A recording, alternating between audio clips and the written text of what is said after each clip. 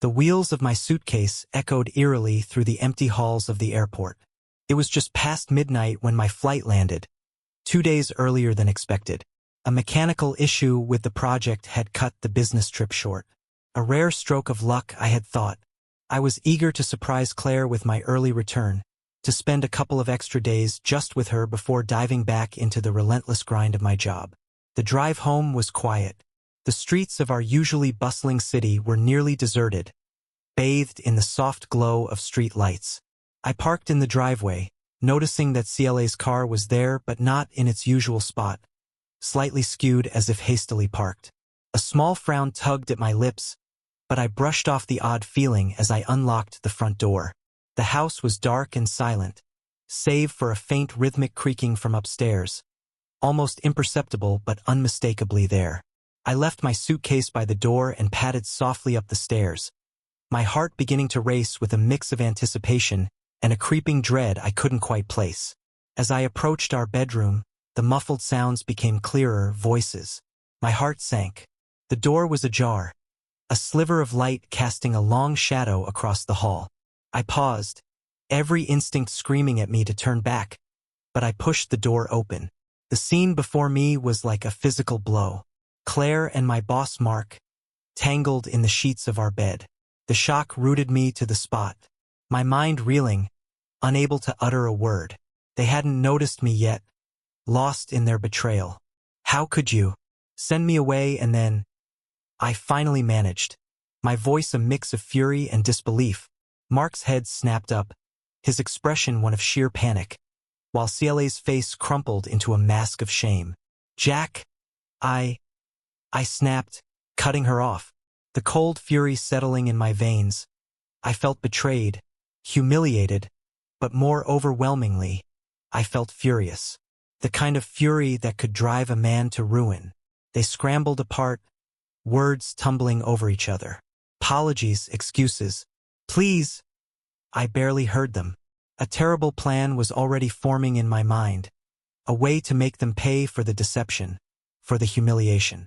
To think I trusted you both, I said quietly, my voice deadly calm amidst their chaotic apologies. I turned and left the room, their calls fading behind me as I walked down the hall. The framework of my revenge began to take shape. I would need to be careful, methodical. There was a lot at stake, not just their reputations, but mine as well. But I was determined. They would regret the day they decided to betray Jack Mercer. The house felt alien now, a place stripped of its warmth and safety. I gathered a few essentials, threw them into a bag and left. The night air was chilly as I stepped outside, the darkness somehow comforting. I needed time to think, to plan. But one thing was clear. By the time I was done, Claire's life would never be the same. The cold morning air bit into my skin as I sat in the dim light of a 24-hour diner, a cup of black coffee growing cold in front of me. Across from me sat Tom, an old college buddy and the only person I felt I could trust with the magnitude of what I was planning. He looked concerned, his eyebrows drawn together as he listened to my recount of last night's debacle.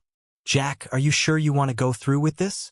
Revenge can get messy, Tom said, his voice low. I nodded, my jaw set. I've never been sure of anything. They crossed a line, Tom. I can't just let it go. Tom sighed, rubbing his temples before replying. All right, what do you need from me? I need information. Mark has been up to some shady dealings at work, insider trading may be worse. I want to expose him, not just for this affair, but for everything. Tom's eyes narrowed, a spark of intrigue lighting them up. I might know someone who can help with that, an investigator. But it won't be cheap. Money's not an issue, I assured him, pushing my untouched coffee aside. Set it up.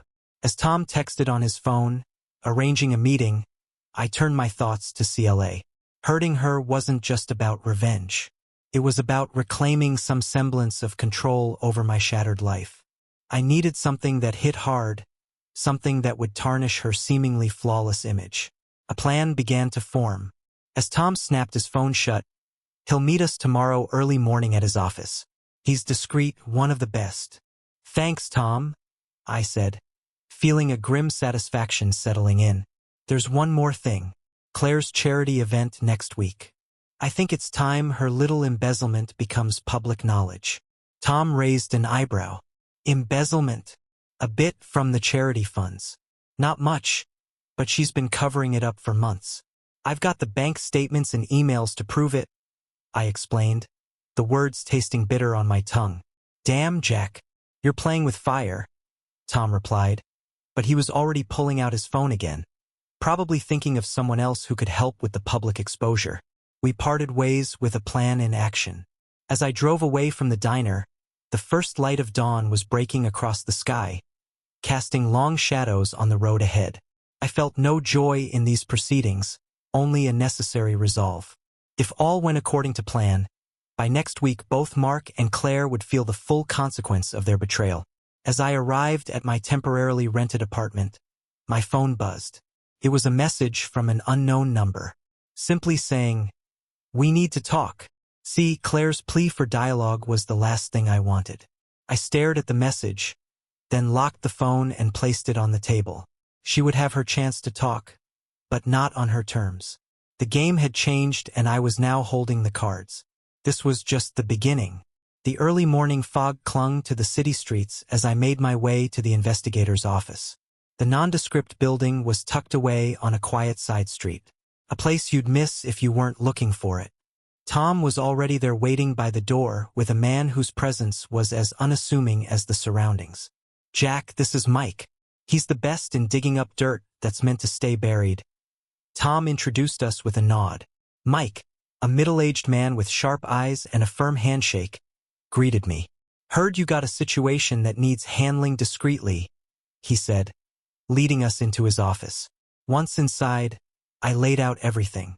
Mark's likely insider trading, the affair, and my suspicions about other illegal activities. Mike listened intently, tapping notes into his laptop as I spoke. "We can start with his financials and communications. Do you have access to any of his accounts or devices?" Mike asked, looking over his glasses. "Not directly, but I can get you into our office network." "I have clearance," I replied, feeling a mix of apprehension and adrenaline at the illicitness of it all. "Good. I'll need a couple of days to set up the surveillance and gather evidence."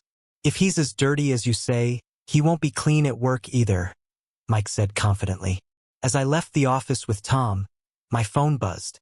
It was Claire again, more insistent this time. I ignored the message, my focus narrowed on the task ahead.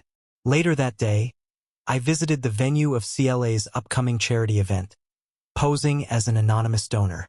I met with the event coordinator, a young woman named Lisa, who was more than eager to give a tour to a potential big donor. "The event will be right here in the main hall. It's going to be quite spectacular," Lisa beamed, unaware of the storm that was about to hit. "And the finances for the event, they must be quite substantial." I probed, testing the waters.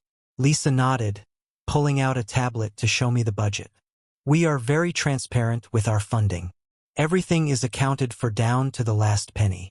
I nodded, taking note of the figures. "Would you mind if I take a look at the records? Just a routine check before I commit?" Surprised but obliging, Lisa led me to the office where the financial records were kept. As she went to fetch the documents, I quickly inserted a USB drive into her computer, a drive loaded with tracking software that Mike had provided. It was a risky move but necessary. "Just being thorough," I said with a smile when Lisa returned. She seemed to buy it, and our meeting ended with her none the wiser. Back in my car, I checked my phone again. Claire had left several messages now, some pleading, others angry. But there was one from Mark that caught my eye. "We need to talk, Jack. Call me." Ignoring them, I called Mike to confirm the installation was successful. "You're all set. Now we wait," he said. As the city lights flickered on with the coming dusk, I felt a twinge of regret. Regret for the inevitable fallout of my actions. But it was too late for second thoughts. I was in too deep now, driven by a need for retribution that overshadowed everything else. The stage was set, the players were unaware, and the curtain was about to rise on a spectacle none of them were prepared for. The day of the charity event arrived, a perfect setting for the final act of my revenge. The grand hall was decked in elegant decor, the guests dressed in their finest, all unaware of the storm brewing just beneath the surface. I arrived early, blending into the crowd, my eyes scanning for Claire and Mark. Mark spotted me first, his face a mask of concern and anger as he approached. "Jack, we need to sort this out," he hissed, pulling me aside into a quiet corner. "I agree, Mark. We absolutely do," I replied coolly. "But maybe not in the way you're hoping." Before he could respond, Claire joined us, her face pale, her eyes searching mine for some sign of the old warmth. "Jack, please can we talk? I know I've made mistakes, but—" I cut her off, my voice firm. "Save it, Claire. I know about everything, and soon everyone else will too." As the words left my mouth, the sound of chaos erupted from the entrance. Mike had arrived with 2 police officers and a warrant for Mark's arrest, the result of weeks of surveillance uncovering not just insider trading but also significant embezzlement from his company. Mark turned white, his shock evident as the officers read him his rights. Claire gasped, her hand flying to her mouth, her gaze flitting between me and Mark in dawning realization. "But how?" Mark stammered. "Jack planned this. All of it," Claire said, her voice breaking. It was not a question. She knew. Her eyes filled with a mix of admiration and fear. "Yes," I said simply. "You sent me away, but I came back at the right time." As they led Mark away, I turned to Claire. Her expression was one of someone who had just been through a storm, but there was something else. Relief. She was free from Mark's manipulation, and despite everything, that felt right. "Jack, I don't know what to say," she whispered. "Say nothing," I replied. "Just learn from this. Maybe find a way to make things right." With the main spectacle over, I felt a strange peace settling over me. I had come for revenge but found justice instead. Maybe it was time to let go of the anger. I was ready to move on, to rebuild from the ashes of this debacle. As I was about to leave, Tom approached, clapping me on the shoulder. "You okay, man?"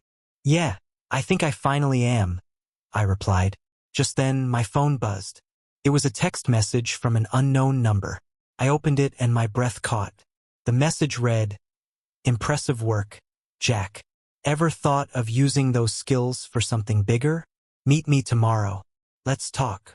The message was signed with just an initial M. Curiosity piqued. I pocketed my phone. It seemed my skills had caught the eye of someone else, someone who appreciated the art of the strategic take-on. As I left the hall, I couldn't help but feel that a new chapter was just beginning, one possibly even more intriguing than revenge.